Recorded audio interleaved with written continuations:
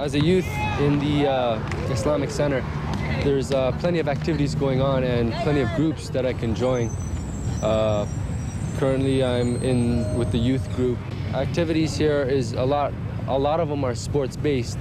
So a lot of times all the brothers will get together and play sports.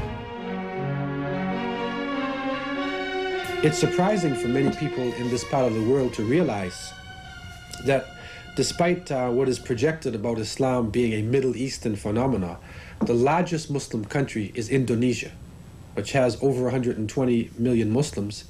And right now there are over 60 million Muslims in China, over 60 million Muslims in the former Soviet states. Islam is the majority religion on the African continent. We are finding painfully with the situation in Bosnia-Herzegovina that Islam has been in Europe for centuries, and millions of people are European Muslims. And according to Time magazine, by the year 2010, Islam will be the second largest religion in North America.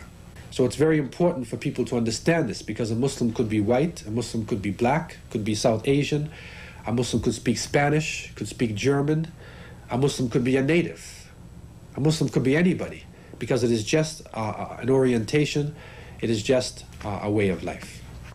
I had a Muslim friend and a Christian friend, and we used to always get into these religious debates, and through these debates I came to know Islam, and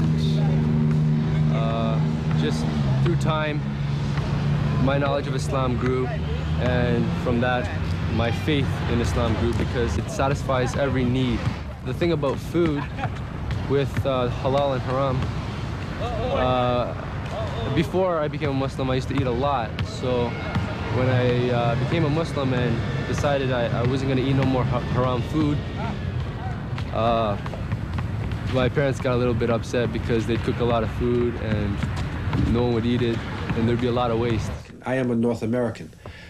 Primarily, you would classify me as an African American. I became a Muslim 21 years ago, all praises to Allah, and that was based upon the fact that I was looking for a way of life that would satisfy me spiritually, politically, economically, socially.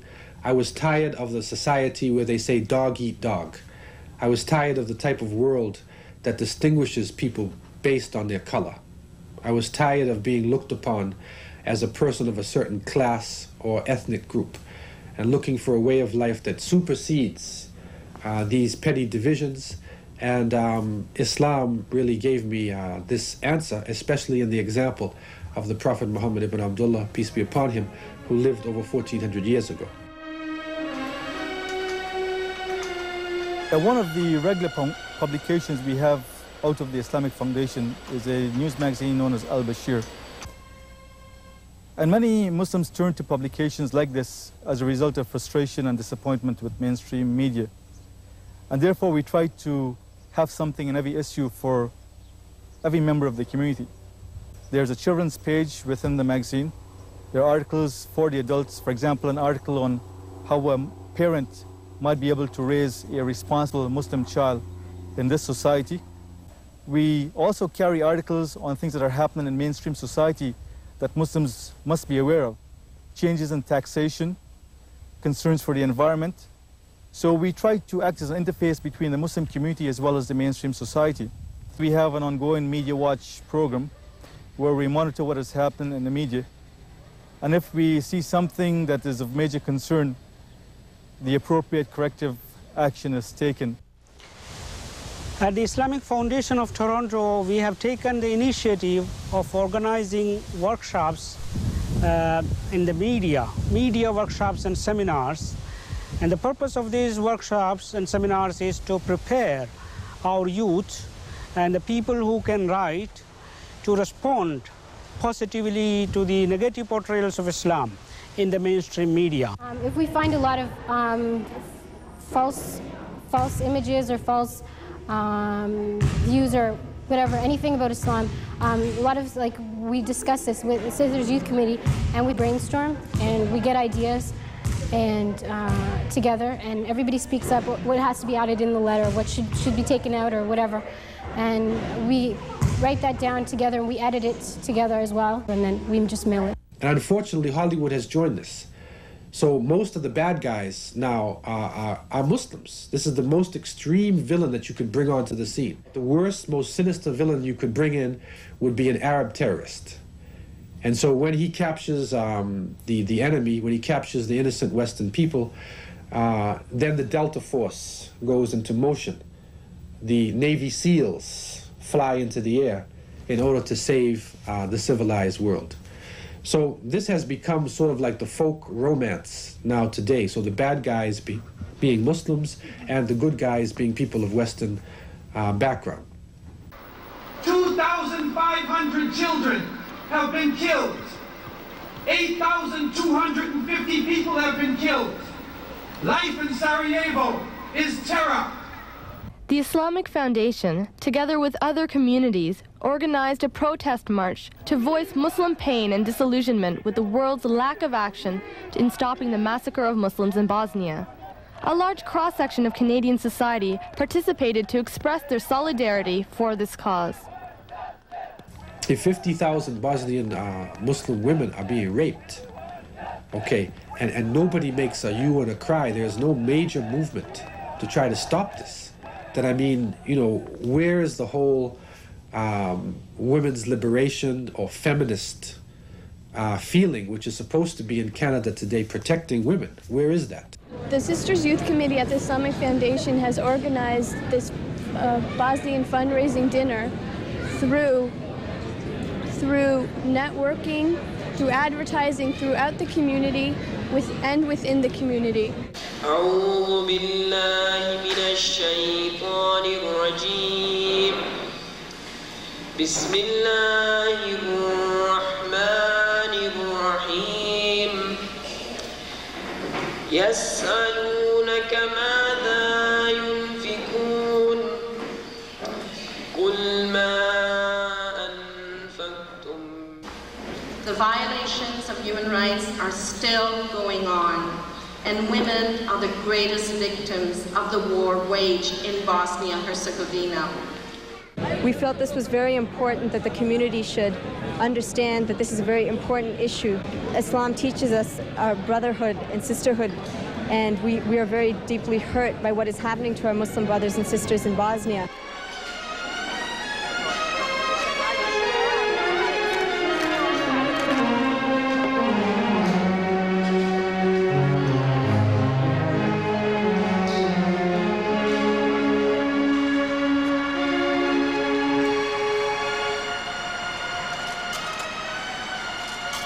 I would like to thank you to Islamic Foundation Sisters who organized that event. It was organized excellent, and I know I'm surprised, and it's very nice that they feel so strong responsibility for our people. In Islam, we have a beautiful concept of integrating meditation and prayer with the daily work of a common man and woman. And we have 5 daily prayers, and the purpose of these 5 daily prayers is establish a pattern, a fixed pattern of integrating meditation to the daily schedule. As far as practicing Islam in schools, it is pretty difficult at some times. It takes a lot of courage. For example, in my drama collective, it took me a lot of time to gather my courage just to say, can we have a break at this time? I got to go do my prayers, my compulsory prayers. And naturally, a lot of questions came up, and I explained to them. They respect me a lot more now. A number of Muslim students in some of our schools had approached their principals with a request to have a quiet, private place to pray in the middle of the day. And our policy has been to try and meet these requests where we can, where they're reasonable. Secondary School Principals Association brought the matter to us and asked us if we would consider making some sort of policy on the issue of prayer rooms. We did that. We listened to what the students had to say. We talked to members of the various parts of the Muslim community about the requests. We, in fact, took the request to our Multicultural and Race Relations Advisory Committee, which is a group of Scarborough citizens from all different communities. And we discussed with them the pros and cons of providing prayer rooms. And the results of all these deliberations was our policy where, on request, groups of Muslim students in a school can have a quiet area set aside for noon-hour prayers. And as long as it doesn't interfere with the classes and the instructional part of the day, we think it's a way of meeting the needs of our Muslim community, which we like to do. I teach at the summer school, and we wanted to also even in the summer school, we wanted to make it so that there was equal time for fun, and not just just chanting and things like that. So we had a combined curriculum with a gym and outings to the park, and I find it very educational for me too. Early education is imprinted on children's mind, and it has an effect throughout their life. For this reason, we are starting a full-time Islamic school at the Islamic Foundation for junior kindergarten, senior kindergarten, grade 1 and 2. We wrote the curriculum using the ministry background and then put into the curriculum, in addition to the curriculum that already exists, the Islamic content so that it would be Islamic throughout in all subjects.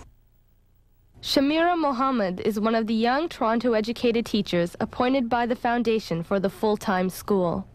And I hope that by exposing children to the Quran more, which is so important, it is the most important book, and it is the truth, that we're instilling in them values that will help them to live their lives here in peace.